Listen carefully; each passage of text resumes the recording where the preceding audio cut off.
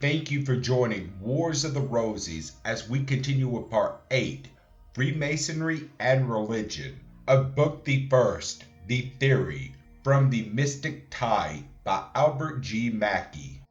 Part 8, Freemasonry and Religion.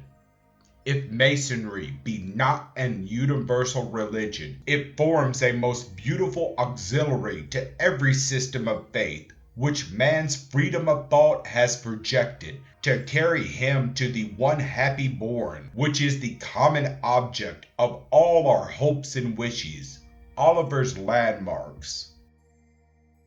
Freemasonry is not a religion. It does not claim to possess any of the renovating efficacy or consoling influences of that necessary ingredient in the moral constitution of man. When, therefore, the enemies of our order charge the fraternity with endeavoring to make Masonry a substitute for religion, they know, if they knew anything at all about the matter, that the claim is one that has never been advanced or attempted to be supported by the craft. To the honest inquirer, our lectures would indeed remove every doubt upon this subject. Through them, an early opportunity is seized to inform the candidate, in the course of his instruction, that speculative Masonry is only so far interwoven with religion as to lay the Mason under obligation to pay that rational homage to the deity, which should at once constitute his duty and his happiness. But the ancient charges, the written and unchangeable law of our institution, not local, but universal in their application, extending their authority to all parts of the world and governing and directing Masons wherever they meet, are still more explicit. They teach us what is the connection between Masonry and religion in these emphatic and unmistakable words. A Mason is obligated by his tincture to obey the moral law, and if he rightly understands the art, he will never be a stupid atheist nor an irreligious libertine. But though, in ancient times, Masons were charged in every country to be of the religion of that country or nation, whatever it was, yet it is now thought more expedient only to oblige them to that religion in which all men agree, leaving their particular opinions to themselves, that is, to be good men and true, or men of honor and honesty, by whatever denominations or persuasions they may be distinguished, whereby Masonry becomes the center of union and the means of conciliating true friendships among persons that must have remained at a perpetual distance. Masonry, then, is not a religious sect. It has no creed except that simple one of theism, in which all good and sensible men agree, no saving ordinances, which must be neglected at the peril of the soul, no decrees of councils to regulate its faith, no articles of belief which require an unconditional subscription. It selects for no man the mode and manner in which he must worship his Maker, designates no peculiar church in which he must offer up his devotions, directs no form of altar on which he must make his obligations, and institutes no liturgy for his form of prayer, but leaves the religious tenets of each member as a matter for his own conscience to prescribe. Author's note. Similar to this is the declaration of the Earl of Zetland made to the Grand Lodge of England in 1845. Freemasonry is a pure system of moralities, embracing with its illimitable range the rich and the poor, the Christian and the Jew, and indeed all those who acknowledge the great Creator.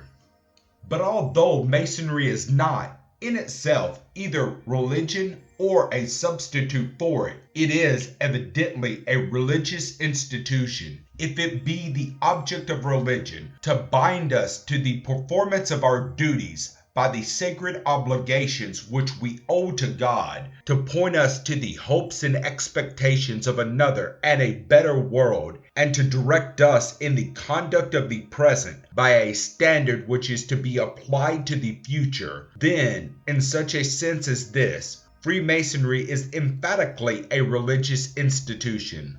It teaches the existence of a God. It demands as an imperative prerequisite to admission a belief in that omnipotent being whose wisdom devised the universe, whose strength continues to support the vast design, and the beauty of whose holiness covers it as with a mantle. It points to the celestial canopy above as the eternal lodge in which he presides. It instructs us in the way to reach the portals of that distant temple and reminds us of that faith which should never doubt, that hope which should never sicken, that charity which should never waver in well-doing. The existence of a revealed religion is a dogma which Freemasonry continually inculcates. It is true, it does not enter into the speculations of polemic theology, but leaves to each one's conscience the question of what that revelation is,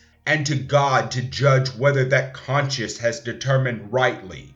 Yet does it teach that he who made man in his own image and claimed for this gracious boon a blind obedience to his will, would not, in his mercy and justice, had made this exaction, unless he had revealed to man the laws by which he was to be governed. Hence the revealed will of God, which, in Christian and Jewish logies, is admitted to be the volume of Holy Scripture, is emphatically said to be that great light of Masonry, whose bright effulgence, like a friendly beacon, warns us of the pillars that surround us and points us to the haven of security. And it may surprise those who know nothing of the institution to learn that, by the laws of the fraternity, no lodge can legally proceed to business until the sacred volume is opened upon the altar. With these views of the deity, it is to be expected that a reverence for his holy name must form a part of the Masonic creed. No Mason will readily forget that solemn moment in the course of his initiation, when the name of the Grand Geometrician of the universe was first invoked, and when he was taught, ever at that name, to bow with humble submission and fearful awe. And so deeply is this lesson of reverence impressed, and so stringent are the laws which prescribe its enforcement, that instances of profanity are never known within the precincts of the lodge. Men, reckless in their language in other places and at other times, become, in that sacred asylum, religiously respectful in all their expressions. Thus, in all its sayings and doings, Masonry seeks the counsel and support of religion and strives to unite itself with that holy institution, yet not, as I have said already, with the religion of a sect. For Masonry, to be effective for good, must be a universal system, and sectarianism would destroy that universality. The Jew, the Mohammedan, the pagan, or the Christian must be permitted to enter our lodges without the fear of theological controversy or the risk of dogmatical insult. Author's note: the distinguished astronomer Lalande has thus eulogized this tolerant spirit of Masonry.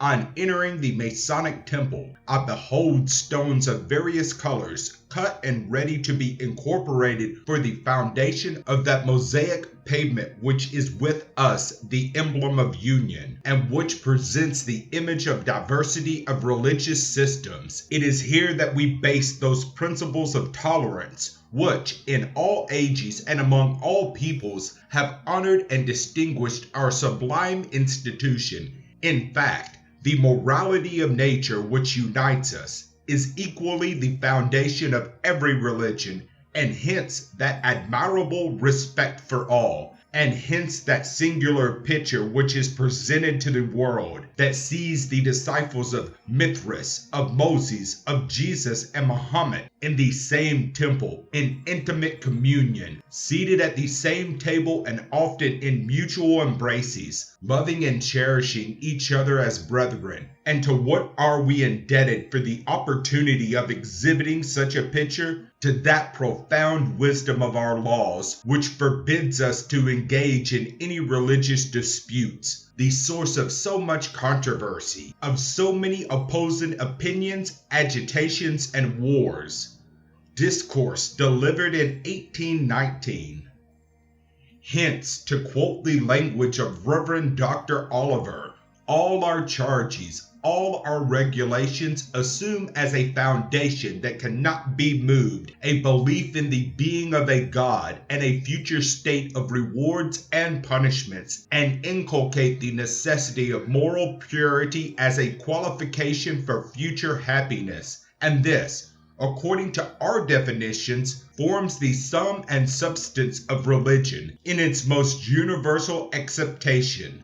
Brother Joseph R. Candler, past Grand Master of Pennsylvania, in one of his admirable addresses, has demonstrated the usefulness of Masonry in combining men of different creeds, the Jew, the Mohammedan, and the pagan, with the Christian bonds of love, by this universal religion, at times when, from their belief in its divine authority, the precepts of Christianity could make no impression upon their hearts. And he concludes his argument in these words: in time, the blessed influences of religion will secure to all the quiet enjoyment of nature and social rights.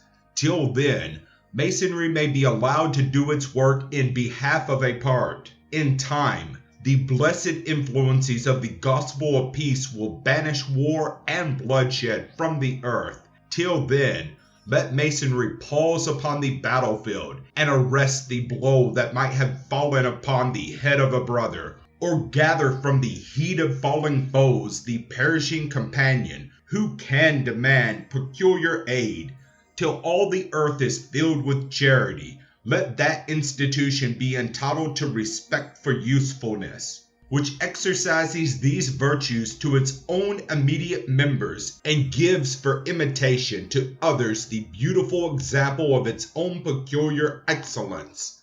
Again, I repeat, Masonry is not a religion, but it is a religious institution. The lodge is opened and closed with prayer, not the prayer of scoffing levity, but the conscious and respectful petition for divine blessings. Prayer constitutes a part of all our solemn ceremonies, and religious instruction is interspersed throughout our lectures. And hence a reverend brother, holding a high sacerdotal office in the order, has said, to be Masonic is to be truly religious in both its parts. First, seeking and cherishing in our hearts the true fear of God, and then, from this principle, bringing forth all the amiable fruits of righteousness, which are the praise and glory of God. To be truly Masonic, in every sense of the word in which I can understand Masonry, is to be truly religious, both in motive and in action. To this panegyric, it may be objected that Masons do not always exhibit out of the lodge that religious feeling which, I have said, is inculcated by the institution. But I am not here defending the Mason. It is Masonry, the order, and not its members, that this volume is intended to eulogize. God forbid that any man should be so presumptuous as to claim for Freemasonry that power of preserving its disciples from error, which even the Church of Christ so often fails to possess. The sacred desk, from which the minister of God is wont to communicate the message of his master, and where naught but unsullied purity should enter, has sometimes been contaminated by an unworthy and sinful occupant. But was religion then degraded? Or did it become the less pure because one faltering sun had fallen from its high estate? And shall Masonry be condemned for its want of power to enforce its precepts, or be derided because its teachings are not always carried into practice by its followers? If the grace of religion is sometimes weak, the law of Masonry must not be expected to be more effectual. Authors note, this objection was met with a similar argument more than 100 years ago, in 1749, by Reverend Brother C. Brockwell, in an essay on the connection between Freemasonry and religion. If the unworthiness of a professor, says he, cast a reflection upon the profession, it may be inferred by parity of reason that the misconduct of a Christian is an argument against Christianity. But this is a conclusion which I presume no man will allow, and yet it is no more than what he must subscribe to, who is so unreasonable as to insist on the other. Thank you for watching, and please don't forget to share, like, subscribe, and comment. And if you can, please consider donating to Wars of the Rosies. Links to PayPal and Patreon are in the description. Thank you so very much.